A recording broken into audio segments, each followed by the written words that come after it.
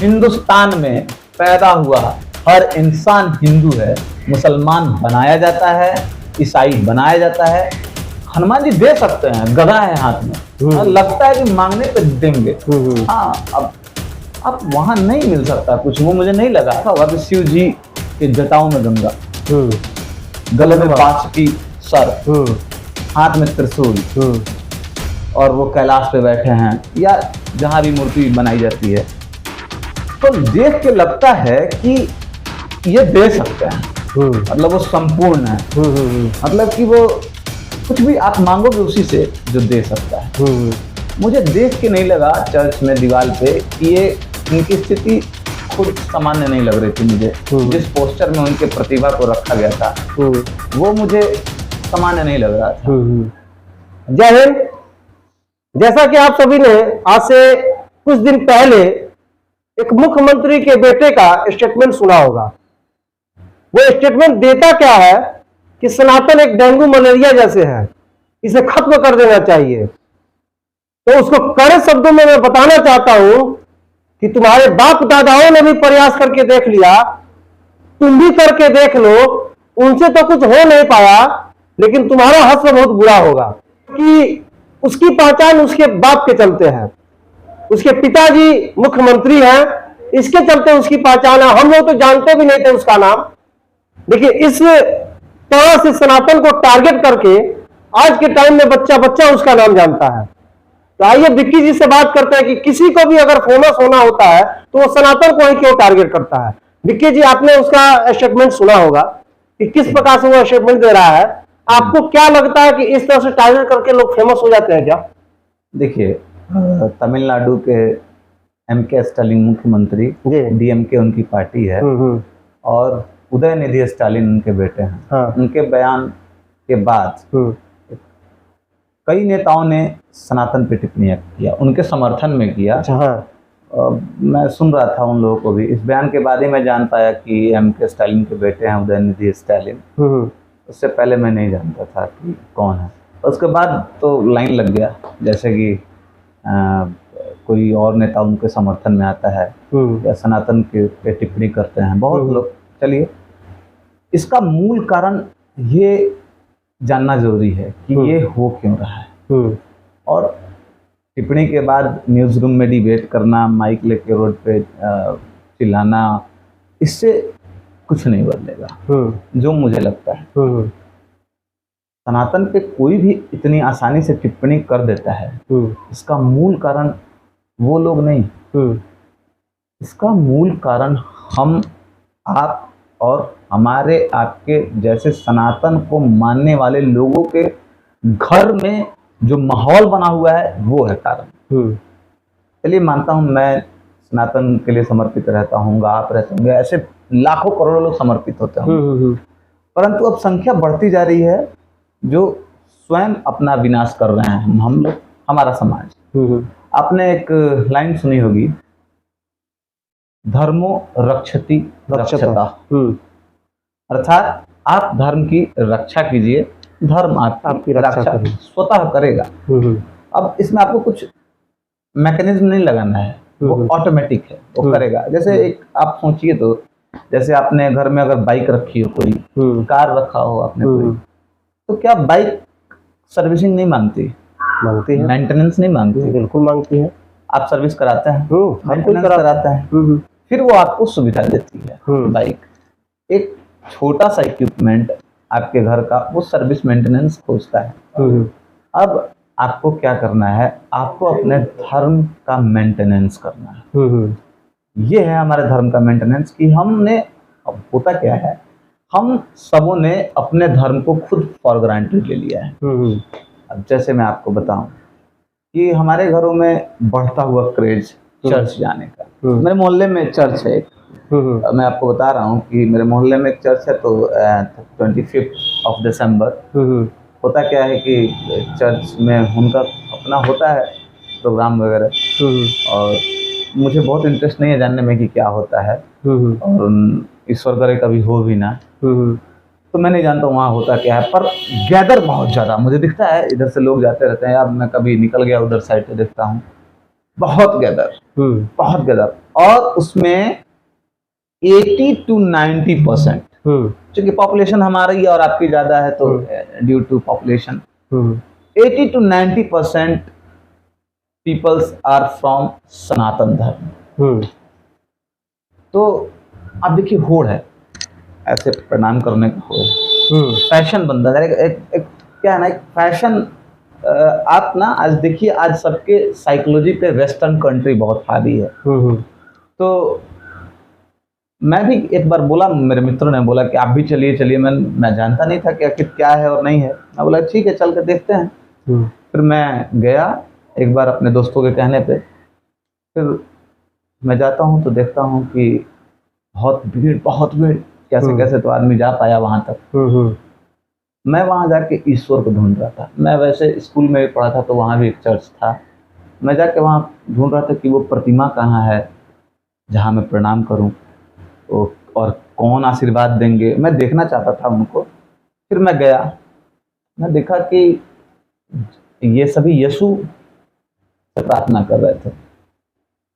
मैंने देखा उनको, और मुझे कुछ मांगने की वजह सहानुभूति आई मेरे अंदर। जैसे आप हमारे मंदिरों में जाते होंगे तो देखते होंगे शिव जी बैठे होते हैं, हमारे पार्वती माता होती हैं, गणेश जी होते हैं। तो आप देखो, आपने देखा होगा कि शिव जी के जटाओं में गंगा, गले में बांसुरी सर, हाथ में त्रिशूल, और वो कैलाश पे बैठे हैं, या जहां भी मूर्ति बनाई जाती है।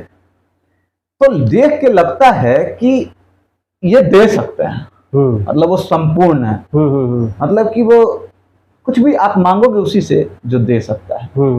मुझे देख के नहीं लगा चर्च में दीवार पे कि ये इनकी स्थिति खुद सामान्य नहीं लग रही थी मुझे। जिस पोस्टर में उनके प्रतिभा को रखा गया था वो मुझे सामान्य नहीं लग रहा था। और हमारे यहाँ आप देखिए, हनुमान जी के मंदिर में पहाड़ उठा लेते हैं। और आपको पता होगा, एक जगह है धौलागिरी शायद नाम है उसका, उत्तराखंड में। वहाँ संजीवनी बूटी के लिए हनुमान जी गए थे और पहाड़ उठा के लाए थे। उसका प्रूफ है, आप किलोमीटर से अगर कन्वर्ट करेंगे ना तो आपको पता चल जाएगा। 2500 किलोमीटर के आसपास है जहाँ लक्ष्मण जी को बाण लगा, हाँ, जहाँ बाण लगा था, और वहां से हनुमान जी का जाने, और उससे आपका स्पीड भी निकल जाएगा, वो बता दूंगा मैं। हनुमान जी दे सकते हैं, गदा है हाथ में, लगता है कि मांगने पे देंगे। हाँ, अब वहां नहीं मिल सकता कुछ, वो मुझे नहीं लगा। फिर मैं वहां से वापस चला आया। दोस्तों ने पूछा आखिर, मैंने बताया कि देखिए मुझे लग नहीं रहा है कि यहाँ से कुछ मिलने वाला है। हाँ। और अब कोई किसी चीज को फॉलो करे वो अलग विषय है। आप अपने और हमारे घरों में देखिए, क्रिसमस ट्री को लेके क्रेज बढ़ता जा रहा है, चर्च में जाने को लेकर क्रेज बढ़ता जा रहा है कि they are not following you, why you follow them. अगर वो आपको फॉलो नहीं करते हैं तो आप इतना परेशान क्यों हैं उनको, उनके पीछे पीछे? अब ये बताएगा कौन? बच्चे तो बच्चे हैं, कच्चे घड़े हैं, उनको बताएगा कौन? ये हमारा और आपका काम है। हम लोग क्या हुआ है ना कि आज के डेट में बहुत लिबरल हो गए हैं। लिबरल मतलब समझते हैं कि सब ठीक है, सर्वे भवन्तु सुखिनः, अच्छी बात है। मैं किसी धर्म के खिलाफ नहीं हूँ, पहली बात तो ये बता दूं। मुझे किसी से नफरत भी नहीं है, पर मैं अपनी विचारधाराओं को लेकर काफी समर्पित हूँ, और मैं अपने विचारधाराओं में किसी और का इंटरप्शन जो है वो पसंद नहीं करता। मैं आपके धर्म को कुछ नहीं बोलता। अभी देखिए ना कि किसी बयान पे सनातनी को तुरंत ही जेल हो जाता है, और आप देखिए स्टालिन जी के लड़के, उन पे कोई सो कॉज तक नहीं आया। जबकि इस पे मैं आपको थोड़ा सा रोकना चाहूंगा। इस पे सुप्रीम कोर्ट का आदेश आया था जी जी, कि अगर किसी भी धार्मिक, वो किसी भी धर्म का हो, अपने यहाँ तो बहुत सारे धर्म है, किसी भी धर्म पे अगर कोई भी व्यक्ति इस तरह का अगर टिप्पणी करता है तो कहीं ना कहीं वो समाज को लड़वाने के फिराक में है, वो कोई ना कोई साजिश करने की तैयारी कर रहा है। तो इसमें सुप्रीम कोर्ट का आदेश आया था कि अगर इस तरह का स्टेटमेंट कोई भी देता है, वो किसी भी पद पे हो, तत्काल बिना एफआईआर किए पहले जाकर के प्रशासन को उसको गिरफ्तार करना है। हाँ। उसके बाद एफआईआर करके उस पर कार्रवाई करनी है। देखिए, लेकिन यहाँ देखा जा रहा है कि इतना आज लगभग 10-12 दिन से ऊपर हो गया इनके स्टेटमेंट देने का, अभी तक प्रशासन के द्वारा गिरफ्तारी नहीं होती है तमिलनाडु में। इसके बारे में आप क्या सोचते हैं? देखिए, होगा भी नहीं, क्योंकि माहौल हम लोगों ने बनाया है ऐसा कि आप कमेंट कर सकते हैं हमारे ऊपर, और हम लोग बहुत लिबरल हैं। देखिए, अच्छा इंसान होना अलग चीज है और कमजोर इंसान होना अलग चीज है। हम लोगों ने ये दर्शा दिया है सबों को कि हम कमजोर हैं। अच्छा इंसान रहिए, आप झगड़ा मत कीजिए, आप झगड़िए मत। इसका अभी मतलब उदाहरण आपको मिला था, अभी हाल फिलहाल में कुछ दिन बीता, नुपुर शर्मा ने एक कमेंट क्या कर दिया, बताइए। कईयों की हत्याएं हो गई, गर्दनें कट गई।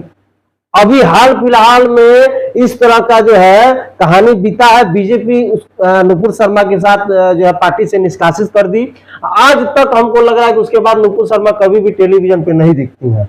लेकिन वही हम लोग के धर्म पर इस प्रकार का टिप्पणी होता है। उसके बाद से एक और चीज आपने सुना होगा, कई धर्मों को मानने वाले लोग ये बोलने लगे थे कि भारत में हमें डर लग रहा है। अब ये सब का कारण हम है। अब देखिए, आप बता रहे हैं हम सब हैं, हमारे यहाँ मंदिरों में जाने को लेकर कोई क्रेज नहीं है। मतलब जाते हैं, अब एक बार दशहरा में जाएंगे, सावन के महीने में जाएंगे और इनको लगता है कि अब दुर्गा माता वहीं 10 दिन तक है, सावन में ही शिव जी हैं, मंगल को ही हनुमान जी हैं। तो अब देखिए, अब आप मंदिर में जाने से बोलते हैं लोग हमारे यहाँ खुद सनातनी ये क्वेश्चन कर देते हैं कि मंदिर में जाने से क्या, भगवान तो हर जगह है। हाँ बिल्कुल बिल्कुल, ईश्वर हर जगह है, कण कण में है। आप एक बात बताइए, हवा सब जगह है, कोई ऐसा जगह है जहाँ हवा नहीं है? ना, ऐसा कोई। अगर आपके टायर में पंचर हो जाता है या हवा कम हो जाता है तो आप कहीं भी हवा ले लीजिए ना। जब कहीं भी है तो बस वहीं खड़ा करके ट्यूब खोल दीजिए टायर का, हवा आ जाना चाहिए ना। नहीं आता ना, नहीं आता। उसके लिए आपको दुकान पे जाना होता है पंचर के, और वहां हवा, उसी हवा को प्रेशर से डाला जाता है। इसी प्रकार से मंदिर में जब आप जाते हैं तो आपके अंदर सकारात्मक ऊर्जा, यदि आप शांत चित्त से जाते हैं तो आपके अंदर सकारात्मक ऊर्जाएं प्रेशर से आती हैं। सबसे बड़ा विषय कि मंदिर में जाना जरूरी हम सबों को इसलिए है, आपने देखा होगा, दूसरे धर्म के ऊपर मैं बुरी टिप्पणी नहीं करता, आपने देखा होगा शुक्रवार, जिसे हम शुक्रवार कहते हैं, उन्हें जुम्मा कहता है उसे। तो जुम्मे के दिन मस्जिद में आपने बहुत भीड़ देखी होगी, छोटा क्या बड़ा क्या मध्यम, सब कोई बहुत भीड़ लगी। जानते हैं उसका क्या कारण है? ईश्वर तो सब कोई अपने अपने हिसाब से मानता है।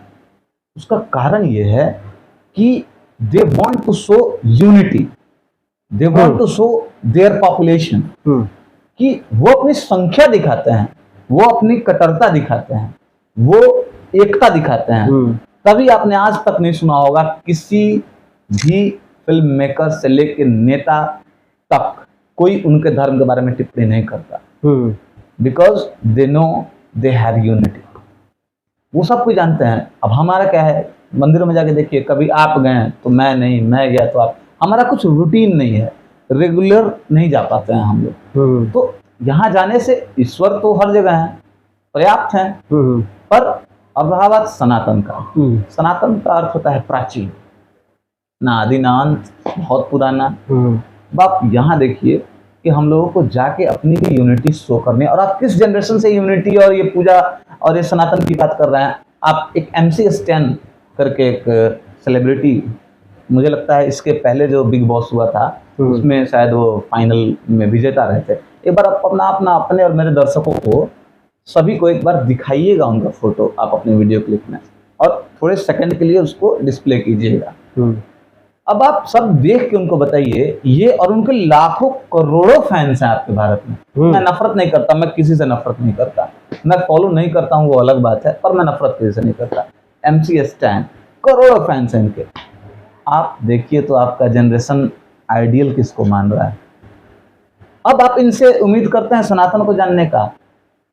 पिछली सरकारें हैं ना, जब ये देश आजाद हुआ होगा, जब एजुकेशन सिस्टम बना होगा, मेरे कहने का मतलब है कि आप जीव जंतु से जुड़े हर सब्जेक्ट को ये कहेंगे कि बायोलॉजी सब नाम देंगे उसका सब्जेक्ट का नाम, आप रसायन से संबंधित को रसायन शास्त्र या केमिस्ट्री बोलेंगे, आप अंकों से संबंधित अध्ययन को गणित बोलेंगे, और रामायण महाभारत जिसके तथ्य हैं मैं बोलता हूँ कि पुरातत्व विभाग से लेके हर चीज आप पता कीजिए, आप प्रूफ कीजिए, आप देखिए कि सही है कि नहीं। जिसके तथ्य हैं, जो ऑलरेडी प्रूव्ड है, उसको कोई सब्जेक्ट में नहीं रखना। और उसका नाम सुनिए क्या रखा गया है, मेथोलॉजी। मेथ का मतलब भ्रम, झूठ, वो झूठ है, वो भ्रम है। और पढ़ते रहे हम कब किसने क्या बनवाया और कब किसने क्या तुड़वाया, और किसने क्या तुड़वाया और किसने क्या बनवाया, ये तो सब जानते ही हैं। तो पहले तो पूर्व की जो सरकार थी उनको कोर्स में डालना चाहिए था। जैसे रामचरितमानस में मान लीजिए बाल कांड क्लास 6 में डाल देते हैं, अयोध्या कांड 7 में डाल देते हैं, अरण्य कांड 8 में डाल देते हैं, सुंदर कांड, किष्किंधा कांड, ये सब आप करते सीरियली डालते, वो डाले नहीं। हम लोग घर में प्रायोरिटी दे ही नहीं पाते हैं बच्चों को इन चीजों को लेके। हमारे यहाँ क्या है कि जन्माष्टमी पर अपने बच्चों को कृष्ण का ड्रेसअप करा देना, दुर्गा पूजा में जाके मंदिरों में पूजा कर लेना, सावन में नॉनवेज नहीं खाना, उसके बाद खाना, चूंकि वो शंकर जी अपना CCTV ऑफ कर देते हैं ना, उसके बाद मतलब ऐसा लोग सोचते हैं कि आप खाना है तो आप खाइए, नहीं खाना है मत खाइए, वो आपका विषय अलग है। तो हमारे यहाँ सिमट जाता है सब, त्योहार के दिन आके उतने ही पे सनातन सिमट जाता है। दिक्कत यहाँ है कि ऐसे लोग ऐसी टिप्पणियां करते हैं। अगर हम लोग अपने धर्म को फॉर ग्रांटेड लेना बंद कर दें, कोई भी मजाल नहीं करता इस भारत में कि हिंदुओं के ऊपर कोई टिप्पणी करे। और रहा सवाल जहाँ हिंदू और दूसरे धर्मों की बात हो रही है, अब मैं आपको बता रहा हूँ, हिंदू पैदा होते हैं, हिंदू बनाए नहीं जाते। बता रहा हूँ मैं आपको कैसे। जैसे आप हिंदू, मुस्लिम, ईसाई, सिख जैसे ये आपको मतलब प्रमुख धर्म दिखता है, तो हिंदुस्तान में रहने वाले हर इंसान को हिंदू कहा जाएगा। कैसे? पंजाब में रहने वाले को क्या बोलते हैं आप? पंजाबी। बिहार में रहने वाले को बिहारी। हरियाणा में रहने वाले को हरियाणवी। तो हिंदुस्तान में रहने वाला हर इंसान हिंदू है। कैसे? अब आप किसी मुस्लिम या अन्य धर्म में जाइए तो उनके यहाँ जन्म के बाद एक प्रोसेस होता है मुसलमान बनाने का। उसके पहले आप नहीं बोल सकते हैं कि आप मुस्लिम हैं, और खुद वो अप्रूव्ड नहीं करते हैं, ऑथराइज नहीं करते हैं कि आप मुस्लिम हैं। एक उनका प्रोसेस होता है। आप ईसाइयों में जाके देखिए, उनका भी एक प्रोसेस होता है, उसके बाद से आप ईसाई बनते हैं। हमारे हिंदू में कोई प्रोसेस नहीं। आप पैदा हो गए, आप हिंदू हैं। तो इस हिंदुस्तान में पैदा हुआ हर इंसान हिंदू है। मुसलमान बनाया जाता है, ईसाई बनाया जाता है। और आप जानिए तो सही, हु वी आर, हम कौन हैं? हम कौन? जैसे आप सिख भाई हैं हमारे, बहुत सामंजस्य से रहते हैं वो लोग हम लोगों के साथ। उन लोगों का भी एक अलग पहचान होगा, जैसे वो पगड़ी रख बनाएंगे, हो सकता है हाथ में कड़ा लेना, या उनका भी एक अपना मानना है, धर्म है। तो सबों का अपना अपना बनाने का एक प्रक्रिया है, पर हिंदू का कोई भी प्रक्रिया नहीं है। आप पैदा हो गए अगर हिंदुस्तान में तो आप हिंदू हैं, इस बात को भी मानना ही पड़ेगा। अब आप देखिए कि अब समय बहुत दूसरी दिशा में जा रहा है। ये नहीं कह सकते कि आगे जा रहा है, कि हम सारे हमारे यहाँ के जो टीनेजर्स से लेके और अच्छे उम्र 30-35 तक के भी लोग हैं, they are trying to follow western culture. Why you follow western culture if they not follow you? यदि वो फॉलो नहीं कर रहे हैं आपको, आप क्यों उनके पीछे पड़े हुए हैं? अब आप देखिए कि अपने यहाँ बदलता जा रहा है हर बात। वेस्टर्न कल्चर में रहना, वेस्टर्न कपड़े पहनना। देखिए, मुझे किसी के कपड़े पहनने से कोई भी मतभेद नहीं है, कोई भी मनभेद नहीं है। आपको जो मन करे आप अपने धर्म को लेकर गंभीर हो जाइए। बस यही आपके प्रति कोई टिप्पणी नहीं करने का मूल कारण होगा, और तो कुछ नहीं है। आप सीरियस रहिए, आप अपने चीजों को लेकर सीरियस रहिए। अब आपको शौक हो गया है खुद ऐसे प्रणाम करने से ज्यादा ऐसे प्रणाम करने से, क्या है? मैं देखता हूँ आजकल बच्चों को ऐसे प्रणाम शुरू कर देते हैं। अब देखिए, बदलता जा रहा है क्रेज। आप देखिए कि जाके अब हिंदी में बात करना, आपने सुना होगा आजकल। मैं बाहर घूमता रहता हूँ दूसरे स्टेट्स में, मतलब जाता आता रहता हूँ। मुझे शौक है जाने और आने और कल्चर को समझने का। मैं एक बार 2 साल पहले गोवा गया था, या आज अब तो अपने नॉर्थ इंडिया में भी, दिल्ली वगैरह भी। Bro, what are doing bro, what's up bro, मतलब क्या है ब्रो? ब्रदर का हो गया ब्रो, और एकदम तेजी से फैलता गया ब्रो ब्रो ब्रो ब्रो। क्या है? आप बोल सकते हैं ब्रो। जैसे आपको बोलना होता है ना कि where are you going, that is our turn, that is our tone. अभी हमारे यहाँ क्या होड़ हो गया है, वेयर आर गोइंग ऐसे करने का, कि अभी क्या है कि we are fully consider that others language is good. अब एकदम हम लोग कंसीडर कर रहे हैं कि अब देखिए, वो जमाना कुछ और था। ये जमाना अभी अलग दिशा में इसलिए बता रहा हूँ जा रहा है, आपने ध्यान दिया होगा कि एक पीयूष मिश्रा जी हैं, उनका लाइन मुझे याद आ रहा है कि देश जब आज़ाद हुआ था उस समय के लोग कैसे थे, आज के लोग कैसे होते जा रहे हैं। उस समय पीयूष मिश्रा जी का मैंने सुना था कहीं कि राम प्रसाद बिस्मिल ने लिखा था, आज़ादी से पहले सरफरोशी की तमन्ना अब हमारे दिल में है, देखना है जोर कितना बाजुए का दिल में।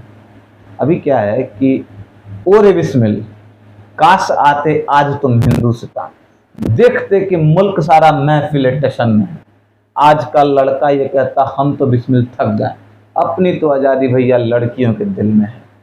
हाथ से खादी बनाने का जमाना लद गया, अब तो कपड़े सिलते अंग्रेज़ों के मिल में है। तो अभी क्या है कि ये फैशन हो चुका है दूसरे कंट्री को फॉलो करना, दूसरे धर्म को फॉलो करना।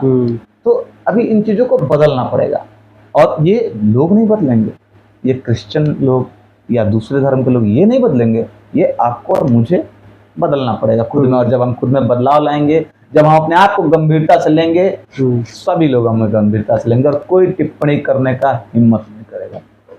जैसा कि अभी हमारे विकी पाठक जी ने भी ये सही बात बताया, और सबसे बड़ी बात समझने की ये है कि आज हमारा हिंदुस्तान अपने सनातन को भूलता जा रहा है और विदेशों में सनातन का डंका बज रहा है। आप सभी देखते होंगे क्योंकि अभी के टाइम में सोशल मीडिया प्लेटफॉर्म पे हर जगह वो वीडियोज वगैरह जाते होंगे कि वहां के जो लोग हैं, यहाँ half pant half T shirt, मतलब जिस तरह से विक्की जी ने बताया कि मॉडिफाई हो रहा है यहाँ के लोग, और वहां पे देखिए कि सारी जो मतलब एक्चुअल जो कल्चर है हिंदुस्तान का, उस कल्चर में लोग वहां पे पूजा पाठ कर रहे हैं, राधे राधे दिन भर करते रहते हैं।